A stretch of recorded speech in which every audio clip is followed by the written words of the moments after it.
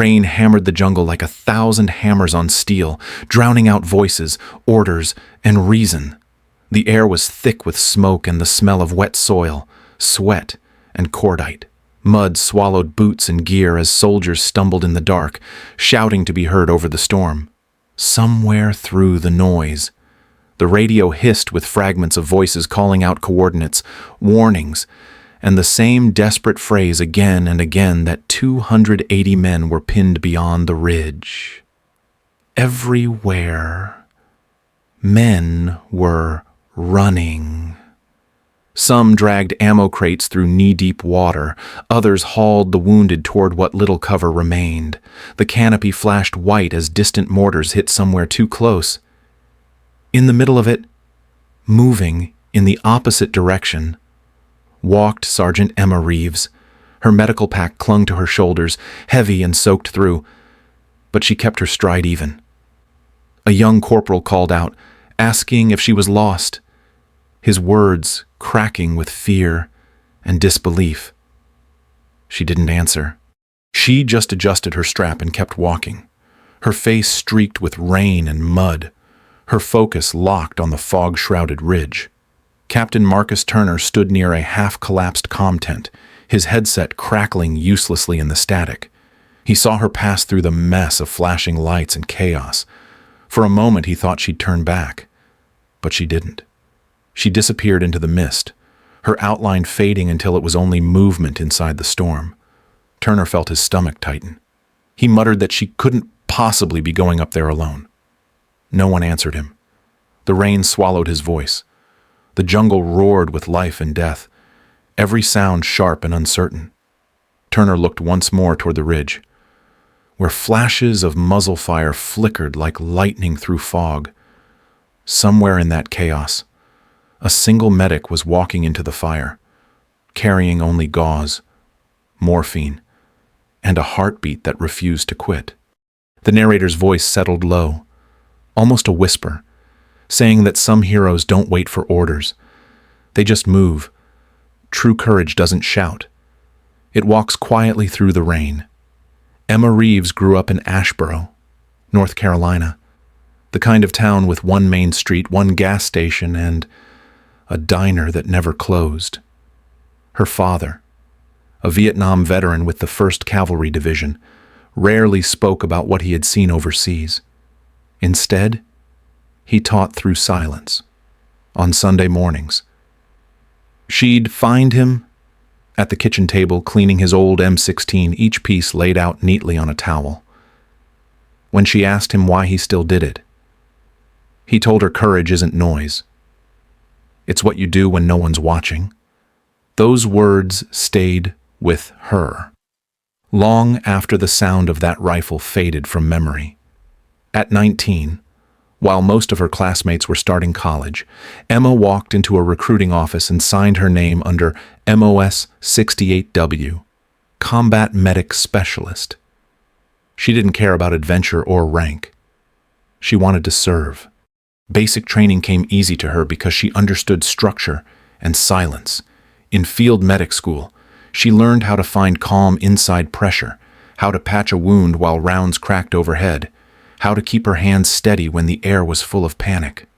Afghanistan would teach her everything else. The desert nights there were long and full of dust. Inside field tents, she worked under dim light, stitching, sealing, cleaning, and counting morphine doses while mortars rumbled in the distance. Once, during a convoy ambush near Kandahar, she crawled through burning wrecks to pull 6 soldiers out alive. She worked on them for 48 hours with almost no supplies and no backup. When it was over, she received the Distinguished Service Cross. But the mission was classified. Her name never appeared in the record. Her file was redacted until it looked like static. When the Army reassigned her to Joint Task Force Pacific, the new unit didn't know who she was. To them, she was just another medic with too many scars and not enough words. The lieutenant tossed a stack of medical forms at her boots one morning, laughing that she should stay close to the trucks when things got ugly. She said nothing, picked up the forms, and walked away.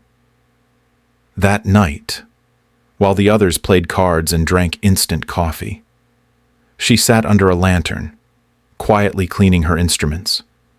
Her movements were slow and deliberate, as if she was polishing memory itself. Emma never tried to correct the rumors. She didn't need to. She had already learned that strength doesn't always announce itself.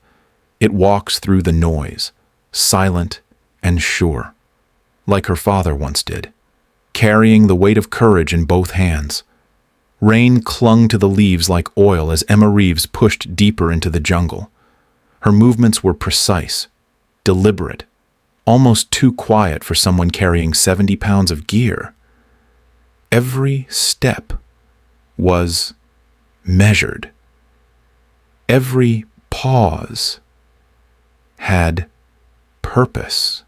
She lowered herself to one knee, brushing her fingers over the ground until she felt the faint tension of a wire hidden beneath the wet soil. She pulled a small stick from her vest, slid it under the tripwire, and lifted it just enough to disarm the trigger. The faint click was swallowed by the storm. Behind her, 2 scouts froze. One mouthed that she wasn't supposed to know how to do that. She didn't answer. She was already moving. The scouts followed, whispering as they went. Then she raised her hand, signaling something with a series of movements that made no sense to them. 2 fingers, a curl, a downward cut. They had seen signals like that before, but only in special operations training videos. The older scout frowned and lifted his binoculars just as Emma turned toward the ridge, her lips moving silently. Moments later, distant mortars thudded, precise and deliberate, walking fire across the tree line, where enemy flashes had sparked minutes earlier.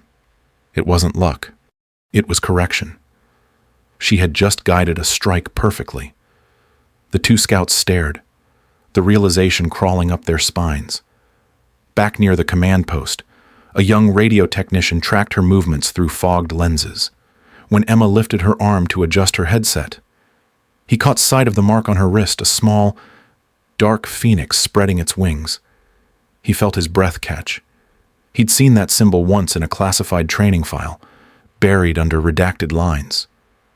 He turned to the corporal beside him, his voice breaking as he said that it couldn't be her. The medic from Operation Firelight had died 10 years ago. But the corporal didn't laugh.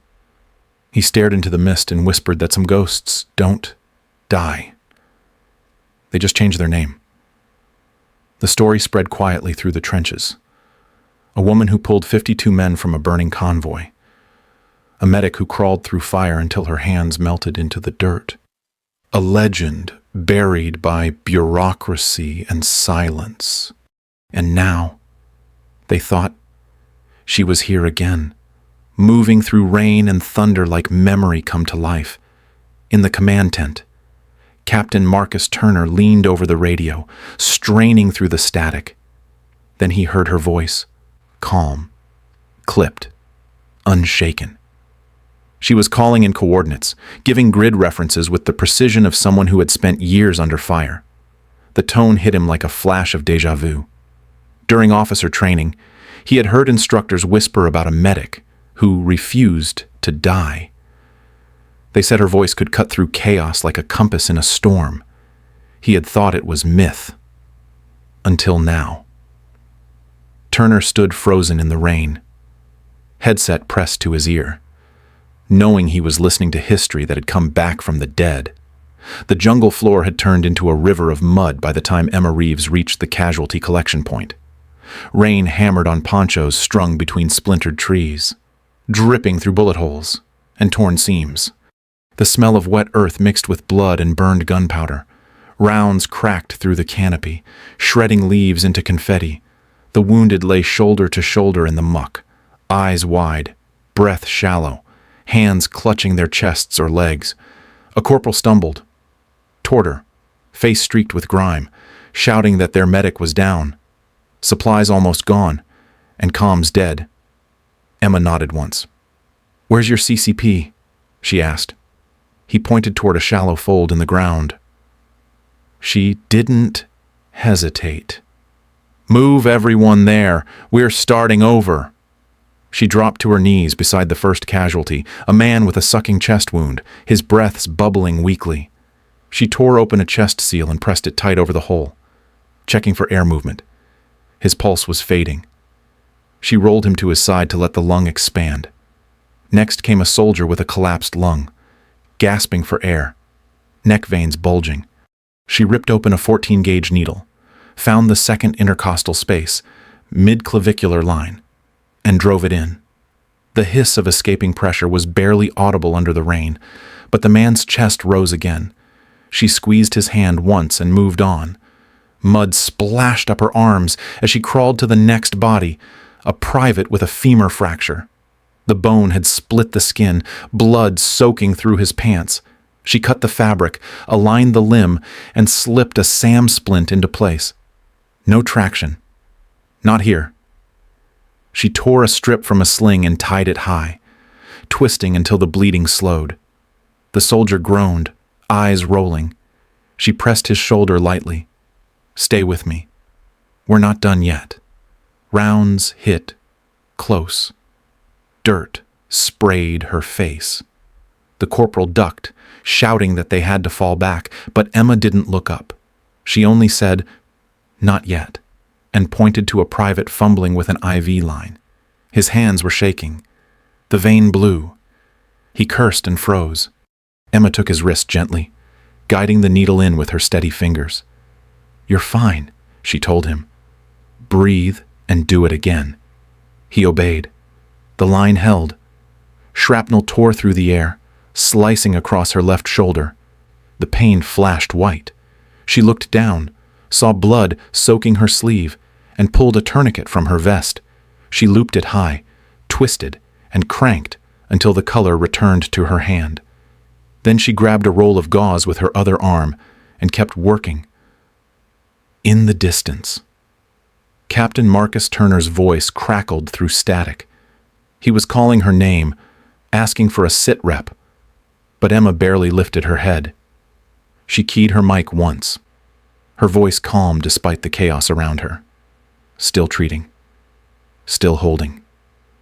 Then she turned back to the wounded. The rhythm of her work became a metronome. Assess. Treat. Move. The world outside was noise and confusion, but inside that circle of mud and blood, there was order. Her breath came slow and steady. Her hands never stopped. When she finally answered the radio again, her voice was quiet but firm. "Still plenty alive down here. Captain, we're not done fighting." The rain swallowed her words, but the defiance carried anyway. Emma spread a poncho across the mud and flattened it with both palms. The rain hit in hard, steady slaps as she drew lines on the surface with a grease pencil. The folds became hills. The creases became ridgelines. She mapped every angle she'd seen through the fog. When she looked up, the platoon leader was standing beside her, shivering but trying not to show it. She pointed to the marks and said they would open a corridor to the creek cut. 2 squads would hold the flanks. Security at 6 o'clock. Litter teams would move in files of 4. Suppressive fire in staggered bursts. 30 seconds between volleys. Her tone was calm and even, as if she were reading a grocery list instead of planning a rescue under fire. The lieutenant hesitated, then nodded and began relaying her instructions. No one questioned her authority. Her voice carried a weight they instinctively trusted. She picked up the radio handset, pressed the button twice, and spoke clearly into the static. "Red Cross. Actual. Authenticate Sierra Echo. Fire mission. Danger close. Grid 257. She paused for the return call, then adjusted. Shift left 10 meters. Proximity fuse 25. The mortar fire responded seconds later. Perfectly on mark. The explosions rolled across the tree line like a heartbeat, timed to her words. The first litter team moved out. Emma went with them, her hand steady on the stretcher handle. She counted steps under her breath, to keep rhythm with the others. The rain made the mud slick and deep, sucking at boots with every move. Ahead, she tossed a smoke grenade. The white cloud rose and thickened, giving them a few precious seconds of cover. Rounds cut through branches above, hissing through the vapor. When a grenade landed nearby, she dropped flat, throwing her arm across a casualty's chest seal. The blast shook the ground. Shrapnel slapped the tree trunks. She kept her hand pressed down until she felt his chest rise again, then whispered that he was fine. They lifted together and kept moving. Every motion was mechanical, efficient, practiced. Fire teams shifted position, covering the next movement in controlled bursts. The air filled with the rhythm of short commands, boots sinking, and the grunt of men lifting stretchers. A private's hands trembled so badly he almost dropped his end of the litter. Emma caught his wrist, steadying it. "Breathe," she said quietly. "In and out." He nodded and found the rhythm again. Her voice was the metronome that kept chaos in check. They made 3 trips before the rain let up enough to see the ridge. The last stretch was quiet except for the crackle of the radio and the slow, exhausted breathing of the men around her. When the final litter reached cover, the platoon leader turned to her, face streaked with sweat and disbelief. He told her she wasn't just a medic. She looked back at him, wiped the mud from her face, and said softly that she was the kind who stays. Then she turned, lifted another stretcher, and walked back toward the sound of gunfire. The rain slowed to a whisper, falling through the trees in soft threads of mist. Smoke drifted low over the clearing, carrying the sharp tang of gunpowder and burned foliage. Reinforcements moved carefully among the wounded, stepping over shell craters and shattered branches. Captain Marcus Turner pushed through them, his boots sinking into the wet ground. He found Emma Reeves at the center of the chaos, still standing, her uniform streaked with blood and mud. Her left sleeve was dark from shoulder to wrist, but she moved as if the pain didn't exist, directing litter teams with quiet precision. She spoke into her radio, steady and controlled, her tone cutting through the static like a guide rope. The rotor wash of approaching helicopters stirred the mist, bending the grass around her boots. Turner stopped a few feet away and watched her check a casualty's pulse, her hand trembling slightly before she caught herself. Then he saw it. The black phoenix, inked, small and sharp on her wrist, glinting wet in the fading light. For a second, the sound around him dimmed. He had seen that mark before. Not here, not now, but in a training brief years ago. It belonged to the medic from Operation Firelight, the one who had saved 52 men from a burning convoy, the one listed as KIA. He swallowed hard, unsure if his voice would even work. When he finally spoke, the words came quiet. "Where did you get that tattoo?" She didn't look up. She tightened the strap of a medical pack and said, "From the same place I got the scars. In a fire." The space between them filled with the weight of what wasn't said. The soldiers nearby slowed, their movements fading to silence as understanding spread from face to face. Someone whispered her name. Someone else stopped mid-sentence, eyes wide. The air shifted. Turner took one slow step forward, his hand lifted almost on its own. The salute wasn't crisp or formal. It shook just slightly, dressa, rain dripping from the brim of his cap as he held it. For a long moment, she just looked at him, eyes steady, unreadable. Then she returned the gesture. It wasn't about rank. It wasn't about protocol. It was recognition. 2 soldiers, both carrying ghosts, meeting in the quiet after the storm.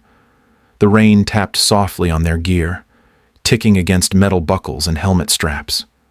Turner let his hand fall, a breath catching in his throat that wasn't quite relief. Around them, no one spoke. The jungle, the fire, the legend, all of it settled into that single shared silence. In that moment, the ranks disappeared. Only respect remained. The sound of rotor blades cut through the mist before the soldiers saw the helicopters. 2 UH-60 Blackhawks pushed through the low clouds, their engines a deep thrum that shook the air. Wind from their rotors whipped the rain sideways, flattening the tall grass and pelting mud across helmets and faces. The exhausted men on the ground blinked against the downwash, shielding their eyes as Turner climbed onto a broken ammo crate. His voice had to fight through the storm. He shouted that this woman had carried 48 men through enemy fire alone. Every word cracked through the noise like gunfire, sharp and raw. It didn't sound like a speech. It sounded like an order. It sounded like an apology. The soldiers turned toward Emma. They were soaked, filthy, faces hollow from hours of fear and fighting. Some leaned on rifles. Others lay on stretchers, bandaged and bleeding. Yet slowly, they began to rise. One by one, they pulled themselves upright. Mud clung to their uniforms as they straightened. No one spoke. The rain filled the silence between them. One private lifted his arm in a trembling salute, fingers slick with grime. Another followed, then another. The movement spread until the entire platoon, standing or not, joined in. Emma stood still for a long moment, her head bowed slightly, unsure how to react. Her uniform hung heavy with water, her bandages soaked through. She could feel the ache in her shoulder and the sting of every cut along her hands. She looked at them, these men she had pulled back from the edge, and something inside her shifted. She lifted her hand. The salute was simple, quiet, and absolute. The kind that didn't need words. The kind that said everything that survival could not. The rain washed across their faces, tracing lines through dirt and blood. It ran off their helmets and pooled at their boots. The smell of wet earth mixed with the faint odor of gun oil. The engines hummed above them like a steady heartbeat. And for the first time in hours, no one moved. There were no shouts, no cheers, no words of victory. Just the sound of water striking metal and the steady pulse of the rotors holding the moment in place. The narrator's voice softened, almost carried by the rain. It wasn't a loud moment, not even a planned one. It was something quieter. A silence that spoke louder than any medal or report ever could. A silence that said, "We see you now." The hospital ward in Okinawa was quiet except for the steady hum of fluorescent lights and the faint beeping of heart monitors. Rain tapped gently against the windows, a softer rhythm than the one Emma Reeves had grown used to. Rows of cots filled the long room, each one occupied by men wrapped in white gauze, and stories they were already turning into legends. Laughter broke the stillness every few minutes, rough and uneven, but real. Someone joked about bad aim and good luck, another about how the rain probably missed them more than the enemy had. The air smelled of antiseptic, coffee, and something warm that felt like peace. Emma sat at the far end of the ward, her left arm in a sling, posture straight even though her shoulder still throbbed. Her uniform top hung on the back of her chair, replaced by a loose gray t-shirt that made her look smaller than she was. She listened quietly as the soldiers traded stories, adding details that made near-death sound like old campfire tales. They laughed because it kept the fear away. And she smiled because it meant they were healing. Survival had become its own kind of medal. The door opened, and Captain Marcus Turner stepped in.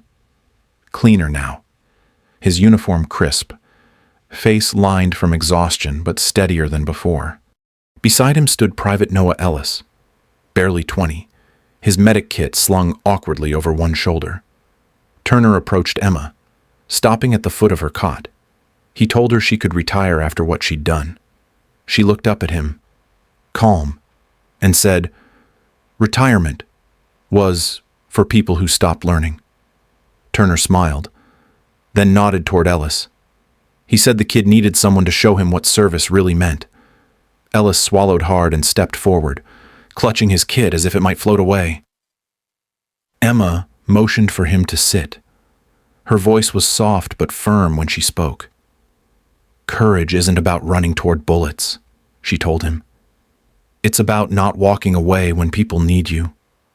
The boy nodded, eyes wide, and she saw the same mixture of fear and hope she'd once carried. For a moment, the ward felt lighter, like something was being passed on that couldn't be taught in any classroom.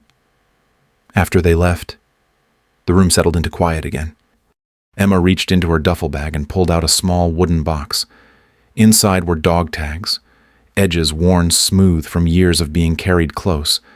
She touched each one, tracing the names with her thumb, whispering softly as she went. When she reached the last, she smiled faintly and said, "We made it out this time." The sunlight broke through the blinds, spilling gold across her hands and the metal tags. The narrator's voice came low, almost reverent. True valor isn't loud. It doesn't ask to be seen. It lives quietly, in the people who keep going. The morning light spilled through the hospital corridor, painting the walls in pale gold. Private Noah Ellis stood by the window, his uniform still creased from training, his medic kit hanging at his side. Outside, the base was waking up. Trucks rolled across the wet tarmac. A few soldiers jogged past the perimeter fence. The air smelled of diesel, coffee, and sea salt. Somewhere in the distance, a helicopter lifted off, its rotors thudding slow and steady.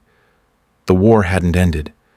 It had just shifted shape, settling into the small, ordinary routines that kept people moving.